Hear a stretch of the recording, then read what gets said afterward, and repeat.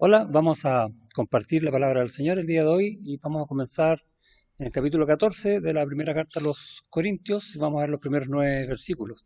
Pablo iba a hablar de, básicamente el tema de fondo es lo que conviene a la iglesia. ¿Y qué es lo que conviene a la iglesia? La edificación en amor. Recordamos que estuvo hablando ya en el capítulo 13 acerca del amor y la unidad de la iglesia en Cristo, que nosotros vivimos por el amor de Dios para amar a Dios y a los hermanos.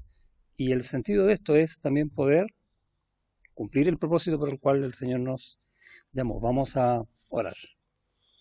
Señor, te damos gracias por tu palabra, que es hermosa, que es completa, que es suficiente para nuestras vidas hoy, y por ella podemos no solo conocerte, amarte, sino también vernos a nosotros mismos y ser moldeados por tu palabra en tu espíritu para ser cada día más y más como Cristo, para vivir en tu amor, para también poder eh, ser de bendición para otros, ser de consolación, como dice acá tu palabra, ser de edificación, por sobre todas las cosas. Gracias te damos por tanta bendición que tú nos das por medio de tu palabra y en cada día de nuestras vidas, en el nombre de Jesús. Amén.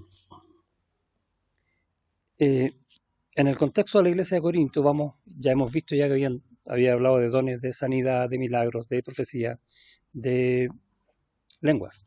Y nombro estos cuatro porque son dones que no están vigentes hoy. Hay otros dones de enseñanza, etcétera, que también están nombrados allí. Hay otros que se nombran en el capítulo 12 de la Carta a los Romanos. Pero la idea acá es que estamos en un contexto, en un momento histórico en la iglesia, y están pasando cosas que, si bien los hermanos quieren usar los dones, los están usando desordenadamente y para su propio beneficio en vez de buscar la edificación de la iglesia. Y Pablo les quiere enseñar eso. Tengan cuidado con lo que están haciendo. Lo que están usando son capacidades sobrenaturales que Dios les dio para hacer la obra de Dios en este mundo. No es un tema menor, es la vida del creyente, así que tengan ojo en cómo lo están haciendo. ¿Cómo hay que hacerlo? A la manera de Cristo.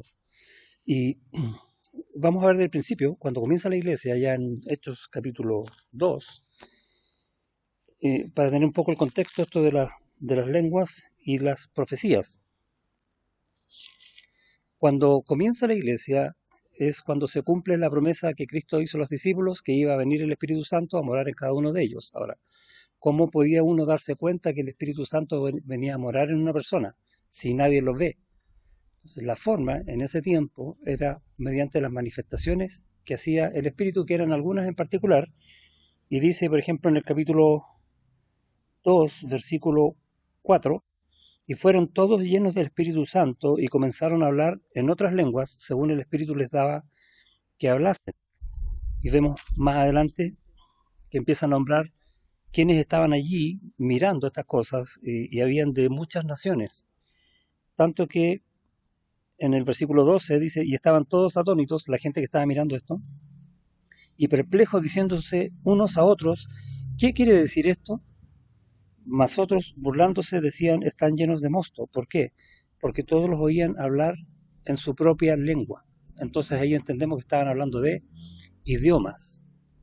Entonces, si había un romano, hablaba en latín; si había un griego, hablaba en griego; si había un judío, hablaba en hebreo, etc.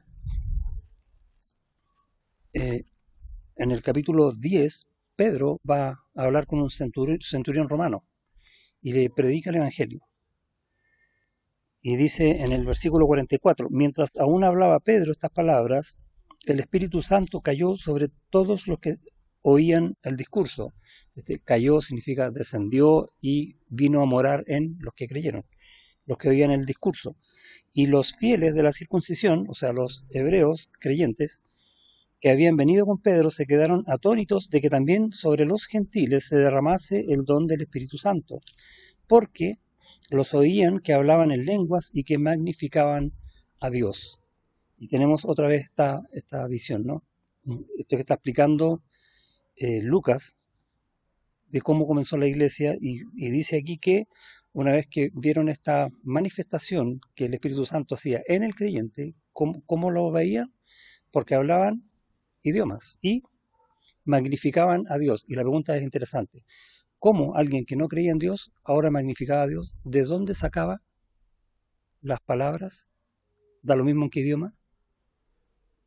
Y la respuesta es mediante lo que el Espíritu les daba a conocer de Dios. Y ahí tenemos el tema de la profecía, que Dios le hablaba palabra a un creyente para que la repitiera, ¿sí?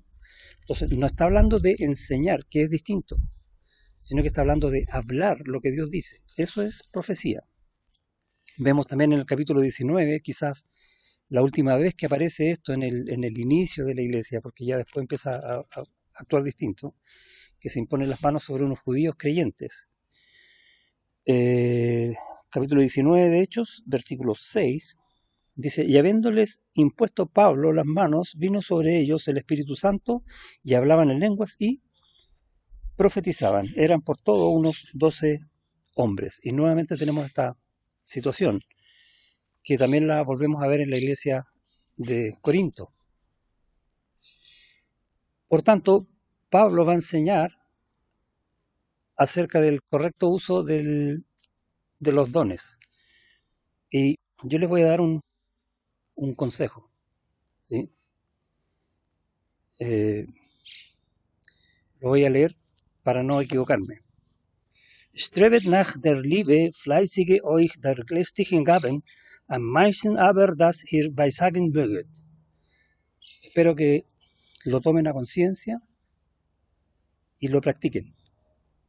Entonces, ustedes en este minuto están muertos de la risa, diciendo, ¿qué dijo el pastor? Algunos se habrán dado cuenta que lo que hablé está en alemán. Y sí, hablé en alemán. ¿Y qué dije? Bueno, lean en el capítulo 14 de 1 Corintios, versículo 1. Eso fue lo que dije, y es el consejo que da Pablo y que yo se los di en alemán. O sea, en lenguas. Y con esto vamos a entender lo que estaba pasando en la iglesia. ¿Ya? Y dice la traducción. Versículo 1. Seguid el amor y procurad los dones espirituales, pero sobre todo que profeticéis.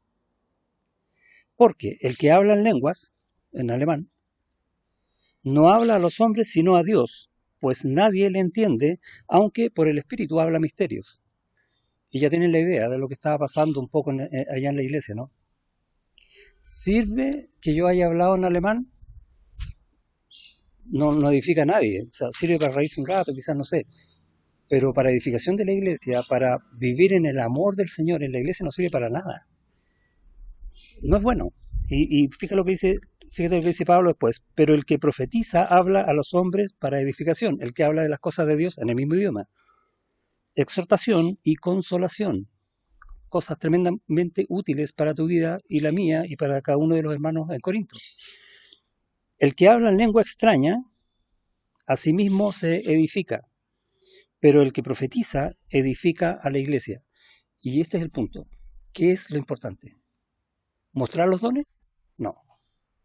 Aunque tengas un montón de dones y seas buenísimo en usar los dones, eso no es lo importante. Lo importante es edificar a la iglesia.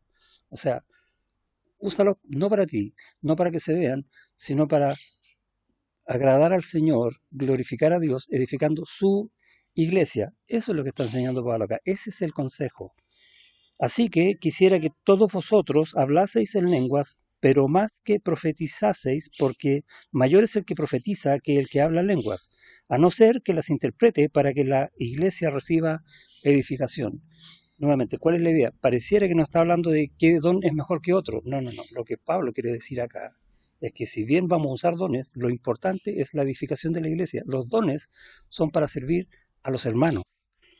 Eso es lo importante. Ese es el gran consejo que hay en estos primeros versículos. Sigue diciendo, ahora pues hermanos, si yo voy a vosotros hablando en lenguas, ¿qué os aprovechará si no os hablare con revelación o con ciencia o con profecía o con doctrina? O sea, ¿de qué sirve hablar en otro idioma si no les enseño nada? Básicamente.